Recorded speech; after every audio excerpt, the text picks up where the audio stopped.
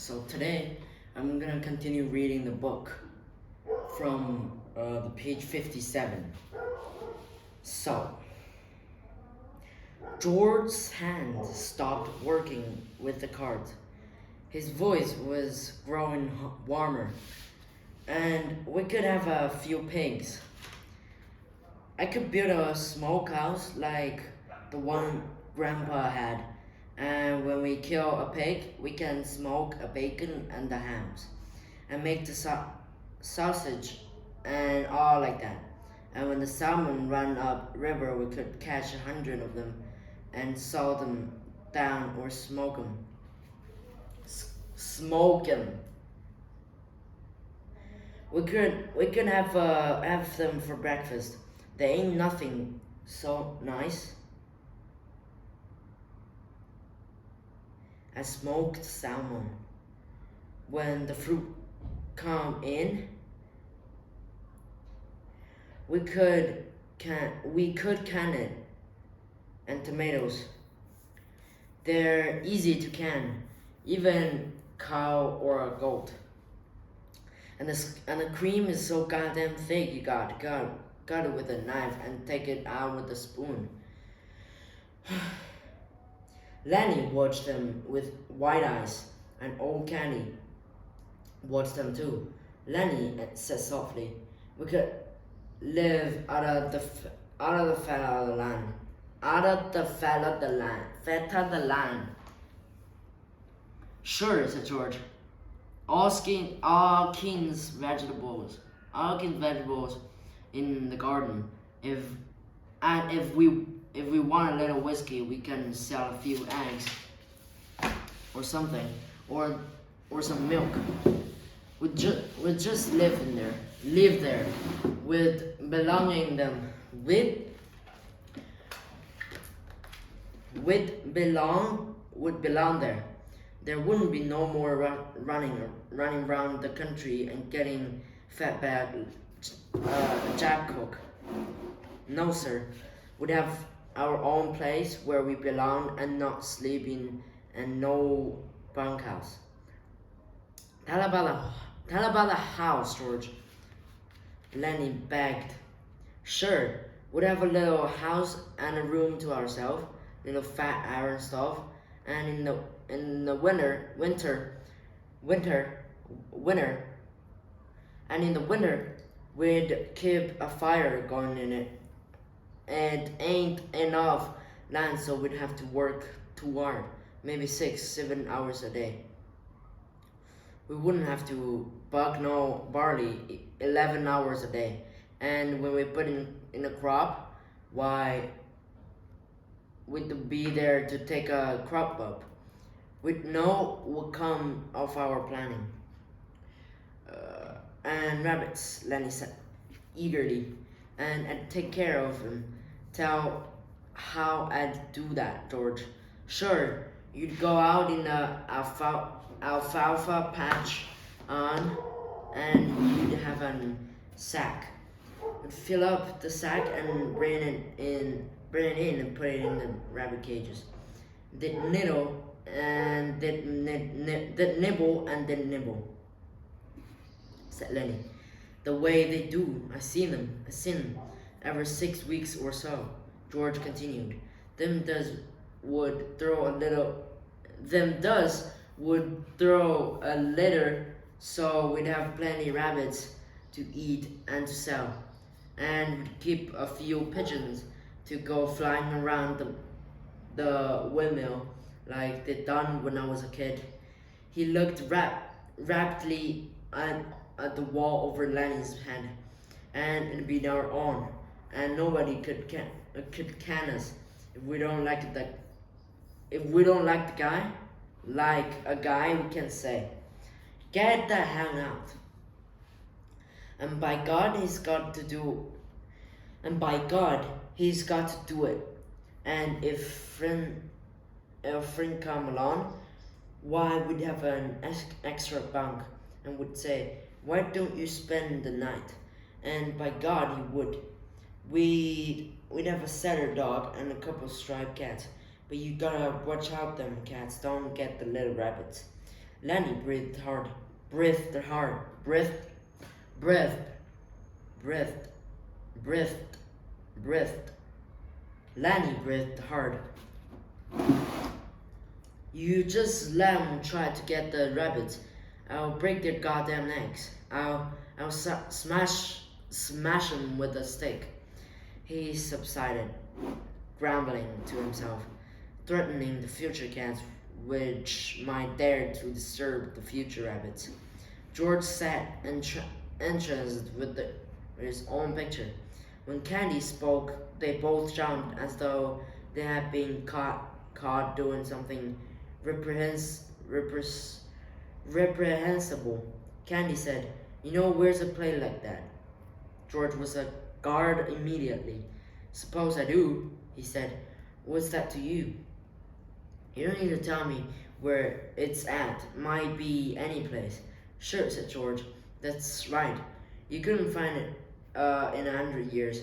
Candy went on excitedly. "How much they want for a place like that?" George watched them suspiciously.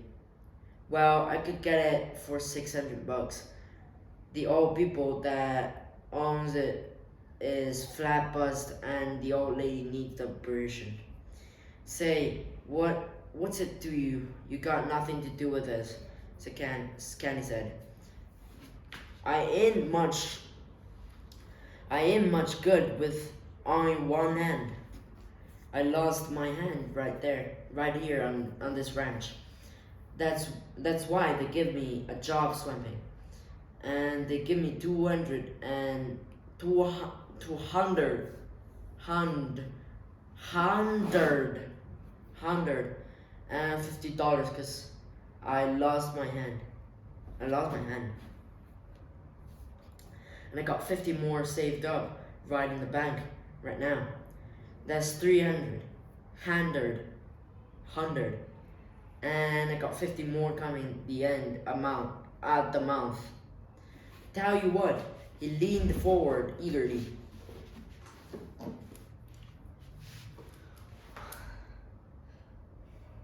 "Suppose I went in with you guys. That's 350 bucks. That's 350 bucks I put in. I ain't much good, but I could cook and tend the kitchens and hoe the garden some. How'd that be?" George half closed his eyes. "I gotta think about that. We was always gonna do it by ourselves." Candy interrupted him. I'd make a will and leave my share to you guys in case I kick off, because I ain't got no relatives nor nothing. You guys got any money? Maybe we could do it right now." George spat on the floor disgustedly. "We got $10 between us." Then he said thoughtfully, "Look, if me and Lenny work a month and don't spend nothing, we'll have $100. That'd be $450. I bet we could swing her for that. Then you and Lenny could go get her started, and I get a job and make up the rest. And you could sell eggs and stuff like that." They fell into a silence. They looked at one another, amazed. This thing they had never really believed in was coming true. George said reverently, "Jesus Christ, I bet we could swing her." His eyes were full of wonder. "I bet we could swing her," he repeated softly. Candy sat on the edge of his bunk. He scratched the stump of his wrist nervously. "I got hurt 4 years ago," he said. "They'll can me pretty soon. Just as soon as I can swamp out, no bunkhouses, they'll put me on the county. Maybe if I give you guys money, you'll let me hoe in the garden even after I ain't no good at it. And I'll wash dishes a little kitchen stuff like that, but I'll be in our own place, and I'll be let to work on our own place. He said miserably. You seen what they done to my dog tonight? They says he wasn't no good to himself nor nobody else.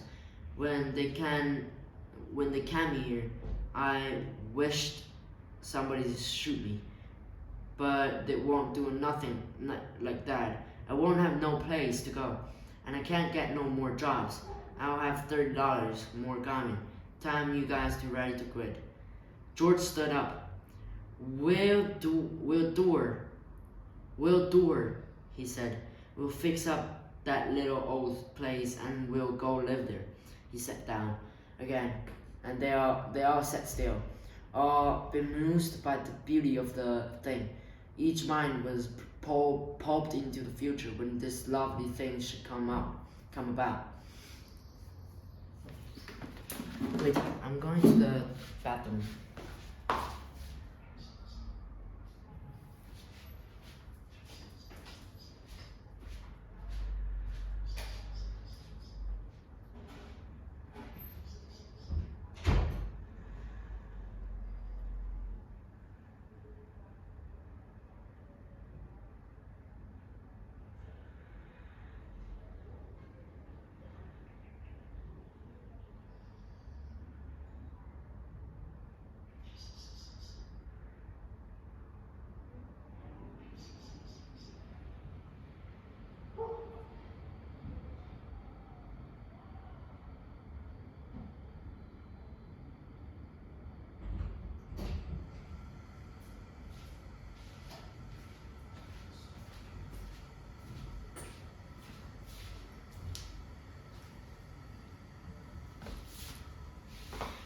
All right. Where was I? George said wonderingly, suppose there was a carnival or a circus come to town, or a ball game, or any damn thing. Old Kenny nodded in appreciation of the idea. We'd just go there, George said. We wouldn't ask nobody if we could. Just say we'll go to her, and we would just milk the cow and slum some grain to the chickens, and go to her, and put some grass to the rabbits. Lenny broke in. I wouldn't never forget to feed them. When we got to do it, George. When we going to do it, George? In 1 month, right squack in 1 month. Know what I'm gonna do? I'm gonna write them old people that owns the place that will take it. And Candy will send $100 to Biner. Sure will, said Candy.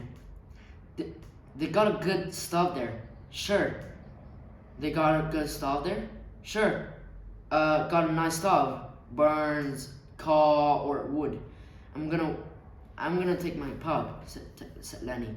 I bet by Christ he likes it there. By Jesus. Voices were approaching from outside. George said quickly, don't tell nobody about it. Just us three and nobody else. They're liable to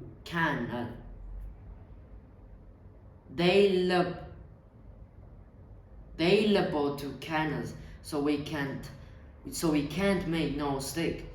Just go on like we was gonna bug party the rest of our lives.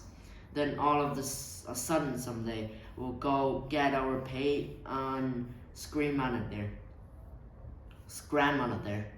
Lenny and Kenny nodded, and they were grinning with delight. Don't tell nobody, Lenny said to himself. Kenny said, George, huh? I ought to off-shot that dog myself.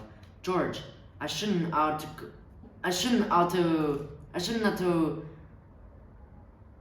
I shouldn't not to have let no stranger shoot my dog. The door opened. Slim came in, followed by Curly and Carson and Whit. Slim's hands were black and tarred, and he was scowling. Curly, hand close to his elbow. Curly said, "Well, I didn't mean nothing, Slim. I just asked you. Slim said, "Well, you've been asking me too often. I'm getting goddamn sick of it. If you can't look after your own goddamn wife, what do you expect me to do about it? You lay off of me." "I'm just trying to tell you I didn't mean nothing," said Curly. "I just thought you might have saw her." Why didn't you tell her to stay the hell home where she belongs?" said Carson. "You let her hang around bunk houses, and pretty soon you're gonna have some pain on your hands, and you won't be able to do nothing about it." Curly whirled on Carson. "You keep out of this lest you want to step outside." Carson laughed. "You goddamn punk," he said. "You tried to throw a scare into Slim, and you couldn't make it stick. Slim throwed a scare into you. You're yellow as a frog belly. I don't care if you are the best welter in the country. You come for me. I'll kick your goddamn head off." Alright, that's for today. I'm so fucking hungry. Oh, sorry. I'm so hungry. And I'm gonna eat right now. Go to cook. And I'll see you guys tomorrow. Bye.